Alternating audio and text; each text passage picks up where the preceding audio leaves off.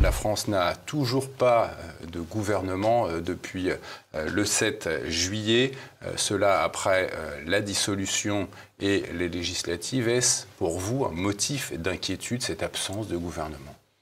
A priori, on pourrait trouver ça sympathique parce que, étant donné que les précédents gouvernements ne font comprendre des mauvaises décisions, on pourrait se dire, s'il n'y a plus de gouvernement en France, finalement, les Français s'en tireront très bien sans. Le problème, c'est qu'il y a quand même au moins le budget à voter, le budget de l'État, le budget de la sécurité sociale. Bon, s'il n'est pas voté, on peut avoir, j'ai lu le texte d'un constitutionnaliste, on peut avoir une sorte de shutdown comme aux États-Unis, c'est-à-dire si le budget n'est pas voté, eh bien, au bout d'un moment, l'État ne peut plus... Alors, il ne peut plus lever l'impôt, ce qui serait assez sympathique, mais il ne peut plus non plus payer les fonctionnaires, payer les services publics, ce qui serait plutôt gênant, et avoir un shutdown à l'américaine, quoi. Donc, il va falloir... C'est déjà arrivé. Alors, c'est jamais arrivé en France. D'accord. Aux États-Unis, on connaît. Comment ils ont c'est géré jamais ça arrivé en France, mais techniquement parlant, si le budget n'est pas voté, l'État ne peut plus lever l'impôt. L'autre élément aussi qu'il faut tenir compte, c'est pas seulement le vote du budget, c'est que Bruxelles a mis la France sous surveillance pour déficit excessif. Et donc ça, il va falloir y répondre. Alors, répondre par un budget, il va falloir réduire le déficit.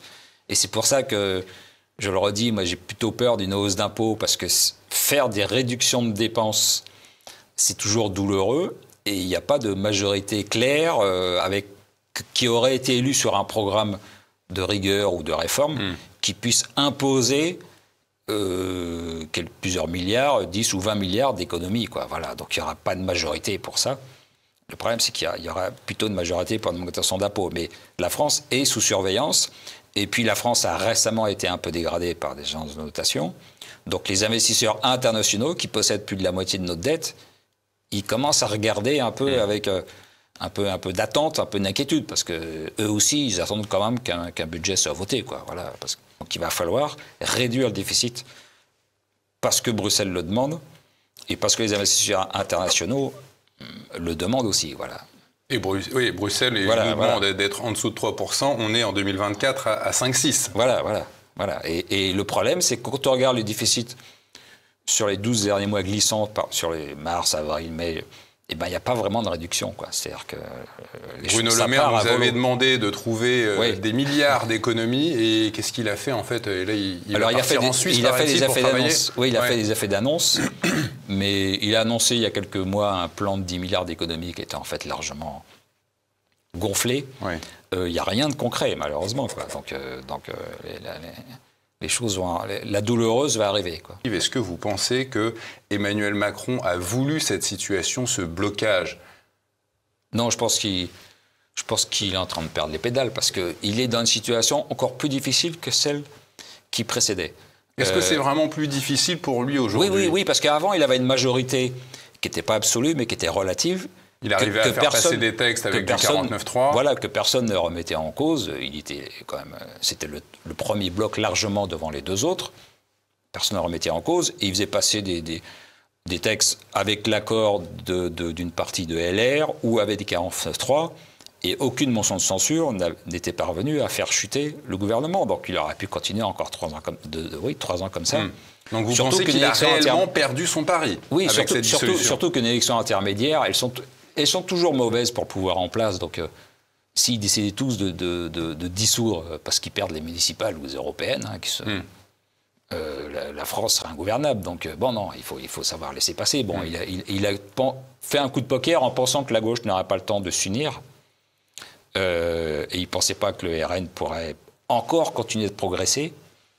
Et malheureusement, ça s'est vérifié pour lui. Donc, en panique entre les deux tours, il s'est dit il ne faut surtout pas que le RN arrive au gouvernement. Donc, il a fait une alliance avec le Front populaire qu'il conspuait juste avant. Au nom de l'arc républicain. Voilà, au nom de l'arc républicain. Et le problème, c'est que ça a trop bien marché parce que c'est le nouveau Front populaire qui est le plus important des trois blocs numériquement.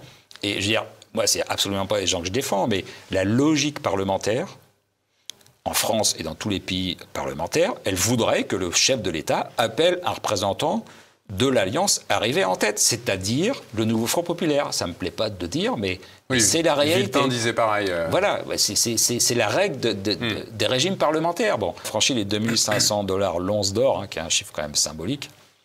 Donc ça fait 10 fois par rapport aux années 90. On était à $250 l'once.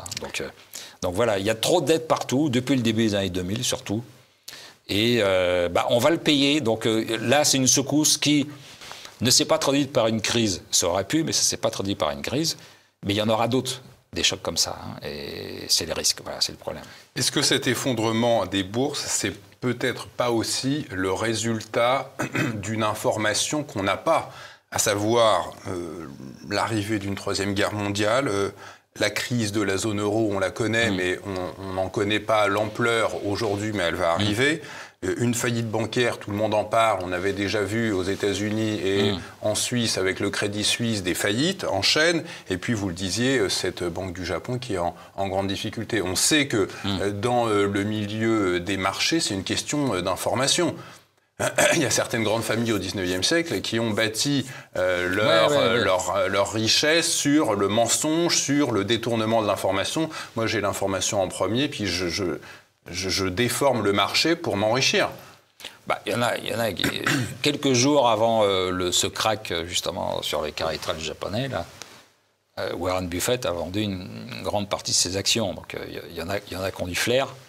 Il y en a qui ont du nez, ou qui ont peut-être des informations, ou qui ont peut-être des infos avant, qui a peut-être des contacts à la Banque du Japon, je ne sais pas, enfin voilà, oui, c'est une situation, mais ça, le problème, le fait d'avoir des infos, ça, pour des particuliers, c'est compliqué, c'est pour ça que moi je dis, mettez pas tout en assurance vie, sortez de l'euro et des placements classiques bancaires, c'est pour ça que je conseille, j'ai pas changé de conseil depuis des années.